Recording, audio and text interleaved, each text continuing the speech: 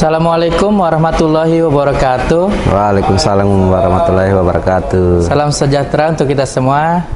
Bagaimana kondisi Power People di luar sana? Mungkin sebelum kita mulai menambah semangat kita yel-yel terlebih dahulu. Mungkin saya pimpin untuk yel-yelnya. Semangat pagi. Pagi, pagi, pagi. PLN Nusantara Power Berakhlak, andal, terbaik. Terima kasih atas semangat teman-teman Power People semuanya. Bagaimana kondisinya hari ini?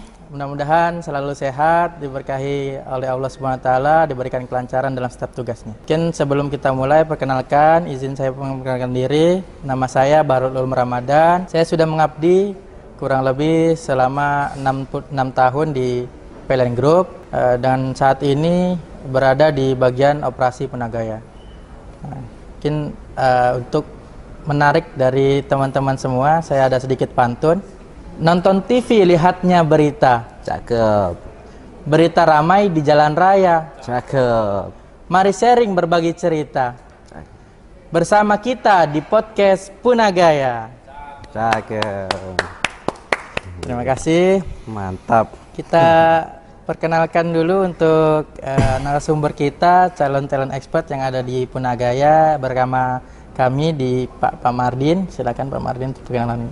Ya, terima kasih waktunya Pak Bahrul atas kesempatan ini. Perkenalkan, nama saya Mardin Taridala, jabatan sebagai junior teknisian turbin D, di mana saya bergabung di PLN itu sudah sekitar 12 tahun.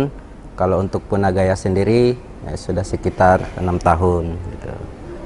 Baik, terima kasih Pak Mardin atas perkenalannya, sudah bisa bergabung bersama kami untuk berbagi cerita terkait apa yang kita pengen sharingkan ke teman-teman Power People di luar. Mungkin pertama ada yang ringan dulu Pak, untuk masalah pertanyaan-pertanyaan dari teman-teman Power People. Sebagai orang awam Pak, kita pengen tahu nih, apa sih generator itu apa Pak pengertiannya? Jadi kenapa kok bisa benda berputar saja tetapi bisa menghasilkan listrik dan mengalirkan ke rumah-rumah tangga? Bagaimana Pak untuk penjelasannya? Untuk pengetahuan dasar, generator itu adalah salah satu mesin listrik di mana dia bisa mengubah energi gerak menjadi energi listrik. Nah, kenapa dia bisa menghasilkan listrik? Dasarnya itu ada di hukum Faraday, di mana hukum Faraday itu berbunyi apabila suatu medan magnet bergerak di sekitaran kumparan atau sebaliknya, kumparan bergerak di sekitar medan magnet, maka di ujung kumparan itu akan menimbulkan GGL atau gaya gerak listrik. Dari situ berarti bisa langsung menghasilkan listrik Pak ya? Bisa, nanti ya. ada tahap-tahapannya dari generator kemana sampai bisa ke pelanggan. Gimana kalau jadi tahapannya itu dari generator, kita salurkan ke transformator, dia untuk mengubah tegangan kenaikan 150, dia masuk ke sistem GI transmisi. Nah, di transmisi itu disalurkan lagi ke gardu-gardu distribusi. Nah, gardu distribusi itu baru disalurkan ke pelanggan, rumah tangga. Jadi ya, sesuai Power kebutuhan. People semua mengerti ya kira-kira ya. Listrik kita itu dihasilkan dari mana ya, sebetulnya? Alurnya seperti itu. Seperti itu ya. Kasih Pak Mardin penjelasannya cukup menarik. Pembahasan kita untuk masalah generator ini memang jadi pembahasan yang selalu menarik, seru untuk dibahas. Kemudian setelah masyarakat mendapatkan aliran listrik, kita juga sebagai orang pembangkit pasti perlu tahu Pak, gimana sih caranya untuk dari generator tersebut bisa sampai sinkron kepada sistem gitu Pak, untuk sinkronasinya. Okay. Jadi generator kita ketika ini pada saat mau sinkron, jelas kita mempunyai beberapa syarat. Syarat yang pertama, sudut pasangnya harus sama, frekuensi, tegangan sama sepasangnya itu harus sama. Jadi itu salah satu syarat sinkron ke sistem. Berarti ada beberapa syarat Pak ya. Jadi nggak langsung tiba-tiba mesin generator nyala langsung sinkron itu enggak ya. Jadi ada beberapa tahap-tahap. Ya, tahapannya. Kalau di Punagaya sendiri Pak, untuk sinkronnya sendiri itu mekanismenya atau teknisnya itu bagaimana Pak ya? Jadi teknisnya di lokal ya di ini di Punagaya sendiri itu kita menggunakan generator yang eksitasi terpisah. Jadi rotor di generator itu dialiri tegangan DC atau eksitasi buat menghasilkan medan magnet. Nah, maka dari itu medan magnet tadi itu akan berputar di sekitaran kumparan itu, dan di kumparan itu menghasilkan listrik. Nah, untuk selanjutnya itu yang kita harus perhatikan adalah parameternya, tegangannya berapa, dan ini frekuensinya. Kalau secara SOP IK dari sinkron itu ada Pak ya di Punagaya? Ya, di Punagaya ada sendiri. Mungkin bisa dijelaskan Pak dari SOP sinkronnya sampai kita sinkron dengan sistem untuk misalkan kondisi startup kita butuh sinkron dari UPB Pak. Nah, jadi untuk sinkronnya pertama kita harus menunggu dari putaran turbin sampai 3000 rpm. Nah, setelah 3000 rpm aktifkan synchronize buat peralatan sinkronnya ke sistem. Jadi pertama itu yang kita harus atur. Selanjutnya kita masukkan eksitasi masuk ke GCB baru ke sistem. Sambil menunggu di sama-sama frekuensi 50 Pak. Ya. Baru di situ bisa. Itu kan tadi sudah disebutkan dari awal syarat-syaratnya itu kan sudah. Oke, menarik sekali untuk masalah generator, sinkron, bagaimana listrik disalurkan. Itu sepertinya jadi tambahan pengetahuan ya untuk kita sendiri. Kondisi selanjutnya Pak di ini Sulawesi Pak. Kondisi Sulawesi di bagian selatan khususnya kita kan dituntut ya sesuai kebutuhan dari UP2B, kita tuntut untuk memenuhi kebutuhan baik secara MWH maupun dari MVAR. Dari MVAR itu untuk masalah di bagian industrial atau smelter Pak. Ada pelanggan-pelanggannya itu, mereka salah satu pelanggan dari kita. Ini juga ada pertanyaan Pak dari Power People, dari Pak Adi Hertamtomo Pak. Pak Adi Hertamtomo dia tanyakan masalah studi kasus Pak Adi.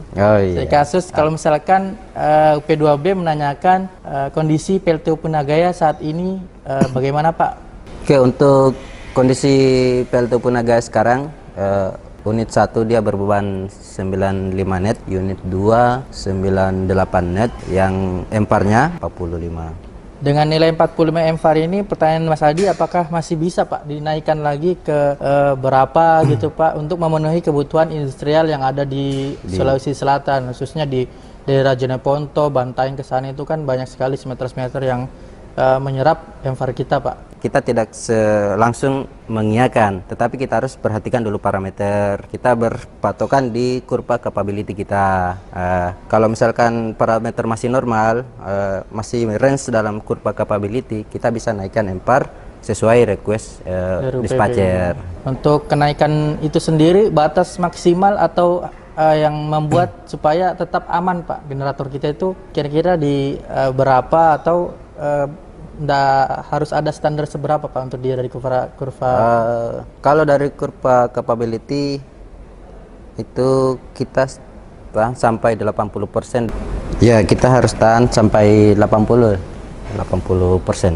Itu pun dengan catatan kita harus perhatikan parameter Pak ya? Ya, sambil memperhatikan parameter, jangan sampai lewat dari kurva itu tadi, kurva capability-nya.